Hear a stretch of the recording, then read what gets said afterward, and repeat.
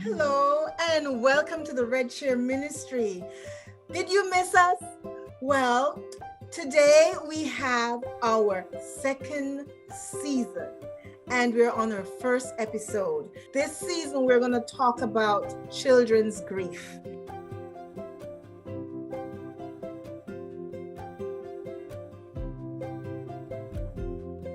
By the way, I'm Dr. Carol Campbell-Norris, and as always, it's just awesome to be with all of you. I just want you all to be educated, be supported, and also be able to celebrate life. And so today I have on the red chair no other than Regina Nimmo. Regina, hi, welcome to the red chair. Hello there. Thank you for inviting me. I'm glad I could be here. So Regina, you're an educator. And you are also a consultant for children's grief. And folks, I've known Regina for a long time. I trust her. I don't bring anybody on this program that I don't trust. So Regina, I just want to thank you. Thank you for coming. Tell me what you do, Regina. Currently I am the children's grief educator at Advent Health Hospice of Central Florida. Carol, you and I have known each other for 12 years now. Back when it was the Hospice of the Comforter, and we've been along this journey. In bereavement, as a children's grief educator, I offer grief support to kids. I work with kids K through college. And as an educator, I talk to adults and I educate them about how to offer grief support to kids and how to talk to children about death and dying.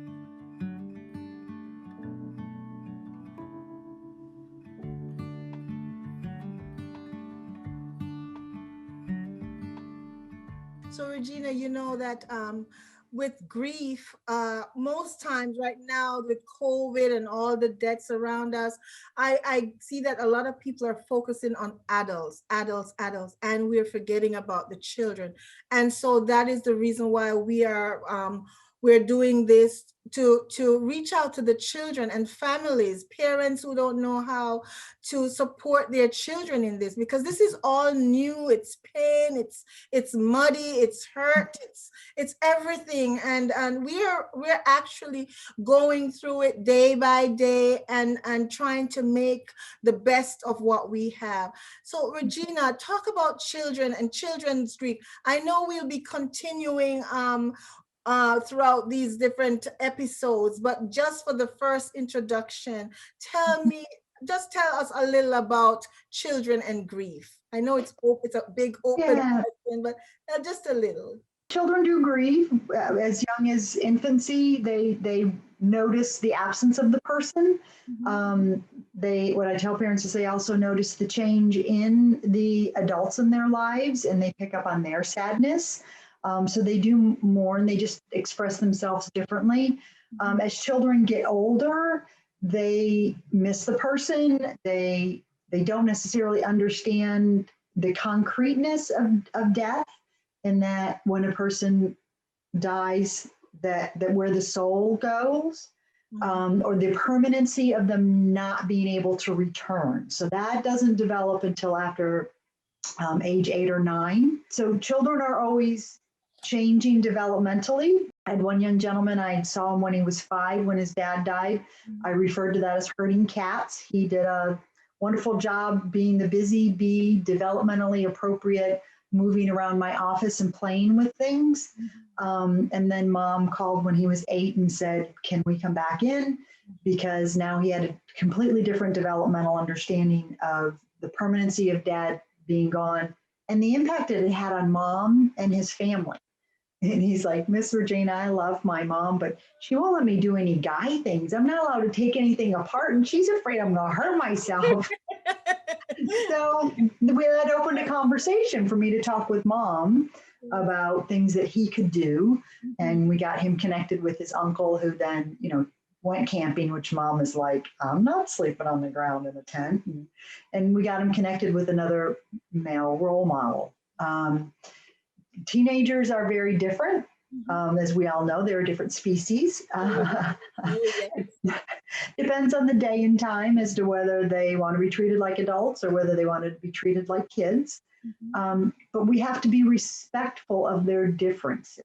What I tell adults is it is our job as parents to teach our children how to grieve, which is how to express their own feelings about the loss, and how to mourn, which is how we're going to come together as a family or a community and mourn.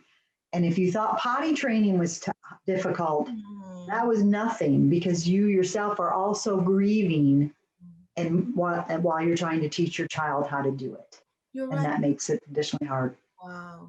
And Regina, as you said that, I remember that, you have a lot of parents who want to protect their children, not to let them even talk about it. They don't cry in front of them. They don't show any emotions.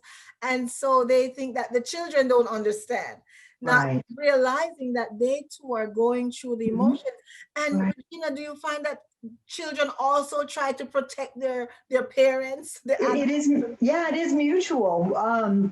The kids don't want to ask, let's say dad passed away. Kids don't want to ask mom about dad because they don't want to make her cry. And mom doesn't want to talk about dad because mom doesn't want the children to be sad. Yeah. I had a mom come into my office and she sat down and she said, what am I going to do if my daughter cries?